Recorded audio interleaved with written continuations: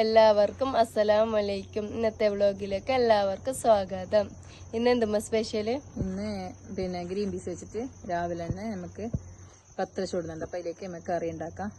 Green peas വെച്ച് നല്ലൊരു മസാല കറി. അങ്ങനെ നമ്മളെ വീഡിയോ എല്ലാവരും നോക്കണം. എല്ലാവരും കാണുന്നുണ്ടെങ്കിൽ എല്ലാവരും സപ്പോർട്ട് ചെയ്യണം, സബ്സ്ക്രൈബ് ചെയ്യണം, ലൈക്ക് ചെയ്യണം. നിങ്ങളെ കണ്ടെങ്കിൽ ലൈക്ക് ചെയ്തെങ്കിൽ മാത്രമേ നമുക്ക് മുന്നോട്ട് പോകാൻ കഴിയുള്ളൂ.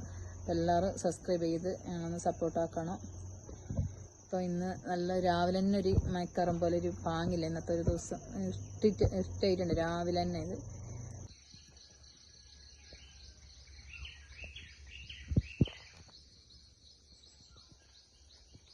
ഉണ്ടാക്കാം. കുക്കറിലിട്ട് 8 വിസിലെങ്കിലും വേണം. കുറച്ച് വെള്ളം ഒഴിച്ച് ഉപ്പിടാണ്ട് വേവാൻ വെക്കാം.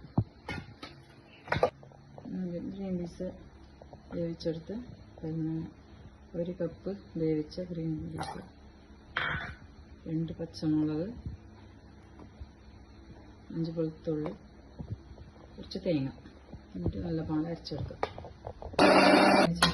ഗ്രീൻ പീസിലേക്ക് നമുക്ക് അരച്ച് വെച്ച തേങ്ങയും വെള്ളം മിക്സാക്കി അരച്ച്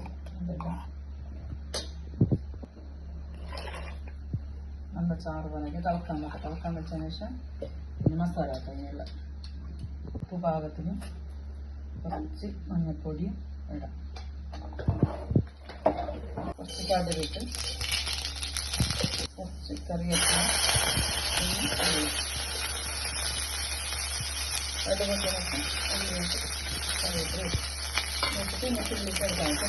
നല്ല മരുന്നിട്ടുണ്ട്. അപ്പം അതിലേക്ക് ഗ്രീൻ പീസ് കറി, അതിലേക്ക് കുറച്ച് വെജിറ്റബിൾ മസാലപ്പൊടി ഇടുന്നുണ്ട്. മസാലപ്പൊടി കുറച്ചിട്ട് ഇത്ര മാത്രമൊക്കെ ഇടുന്നുള്ളൂ, വേറെ ഒന്നുമില്ല.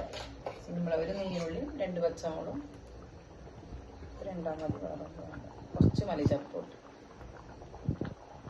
ചുട്ടുകൊണ്ടുണ്ട്. പത്തലും രാവിലേക്ക് ഗ്രീൻ പീസ് കറി. ഗ്രീൻ പീസ് കറിയുമായി പത്തലുമായി.